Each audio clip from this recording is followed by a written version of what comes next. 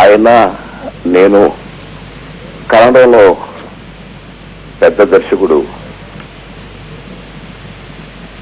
అందరం కలిసి మేము ముగ్గురం చాలా కలిసిమెలిసి ఉండేవాళ్ళం. నాకు వ్యక్తిగా ఆయన క్రియేషన్ చాలా గొప్పగా నచ్చేది. ఆయన రంగస్థలం నుంచి వచ్చాడు, నేను రంగస్థలం నుంచి వచ్చాను.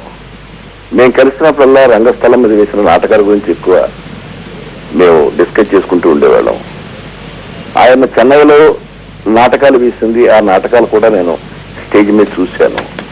వాటిలో ముఖ్యంగా ఎదురునిచ్చల నాటకాన్ని చాలా బాగా ఎక్కువ సార్లు వేసేవారు.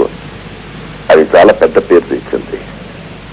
ఆయన టోటల్ గా వెళ్లే దారి వేరు, అందరి దారి ఒకటి, ఆయన దారి ఒకటి. అలాగే హీరోలు లేకుండా సినిమాలు తీయాలనేది ఆయన చేయం మొదటి నుంచి. ఆయన ఒక్క సినిమా మాత్రం శివాజీ గారితో తీశారు, మిగిలిన ఏ హీరోలతోటి తీయలేదు. ఒక దర్శకుడు అనేవాడు కెప్టెన్ ఆఫ్ ది షిప్ అనే దానికి 100% నిర్వచనం బాలచంద్ర గారు. ఎందుకంటే ఒక దర్శకుడు 100 మంది ఆర్టిస్టులను తయారు చేయగలడు, కానీ ఒక ఆర్టిస్టు ఒక దర్శకుడు కూడా తయారు చేయలేడు. ఇది నేను సిద్ధాంతం. ఇదే సిద్ధాంతాన్ని ఆయన చాలాసార్లు నాతో అంటూ ఉండేవాడు. అందుకే మేము ఏ రోజుని హీరోల కోసం ఎదురు చూడాల. ఆయన చేతి నుంచే మహా మణిరత్నం లాంటి ఇద్దరు సూపర్ స్టార్స్, రజనీకాంత్, కమల్ హాసన్ లాంటి వాళ్ళు వచ్చారు. వీళ్ళు స్టార్స్ అయ్యారు కాబట్టి వాళ్ళ పేర్లు చెప్పుకుంటున్నాం. అలా కాకుండా ఇంకెంతో మంది ఆర్టిస్టులు పైకి వచ్చారు, ఎంతో మందిని తీసుకొచ్చాడు ఆయన.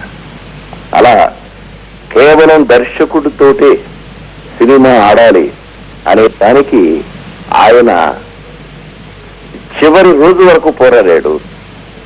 ఇవాళ తమిళ సినిమా ఇండస్ట్రీ ఒక గొప్ప హీరోని పోగొట్టుకుంటే ఎంత శోక సముద్రంలో మునిగిపోతుందో, ఈయన్ని పోగొట్టుకున్న సినీ రంగం కూడా, అది తెలుగు కానివ్వండి, తమిళ్ కానివ్వండి, కన్నడం కానివ్వండి, హిందీ కానివ్వండి, అంత శోక సముద్రంలో మిగిలిపోతారు.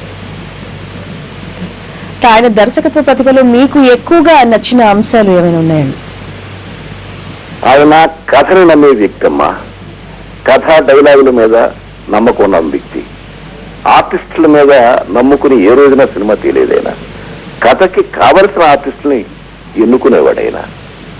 ముందు కథ, ఆ కథలో కూడా సమాజానికి మనం ఎంతో కొంత చెప్పాలి అని ఒక చిన్న మెసేజ్ అయినా సరే తప్పకుండా చెప్పాలి అనుకునే వ్యక్తి. అలాగే ఆయన ప్రతి దానిలోనూ ఎక్కడో ఒక చోట సమాజానికి మేలు జరిగేది, ఉపయోగపడేది ఆయన వల్ల ఉంటుంది. అందుకే అంత గొప్ప దర్శకుడు అయ్యాడు. ఆయన మరో చరిత్ర అనే ఒక సినిమా, ఆ సినిమా 275 రోజులు ఆడితే దాన్ని తమిళ్లో తీయమంటే తీయలే, ఆయన తెలుగులోనే తీశాడు. అటువంటి కేవలం చిన్న ఆర్టిస్టులతో తీశారు. అలాంటి ఒక గొప్ప దర్శకుడు, మహనీయ దర్శకుడు, క్రియేటివ్ దర్శకుడు. అటువంటి దర్శకులు మళ్ళీ మనకు ఫ్యూచర్ లో దొరుకుతారంటే తీరని లోటుగా భావించవచ్చా? అంటే చెప్పలేమమ్మా. ఒక బాలచంద్రు, లేకపోతే ఒక పుట్టన్న కనగలో, లేకపోతే ఇలాంటి వాళ్ళు మళ్ళీ పుడతారని నేను అనుకోను. కాకపోతే డిఫరెంట్ డైరెక్టర్స్ వస్తారు గొప్ప. ఒక్కొక్కసారి ఒక్కొక్క కాలంలో ఒక్కొక్క గొప్ప దర్శకుడు వస్తుంటారు, రారని అన్నాం.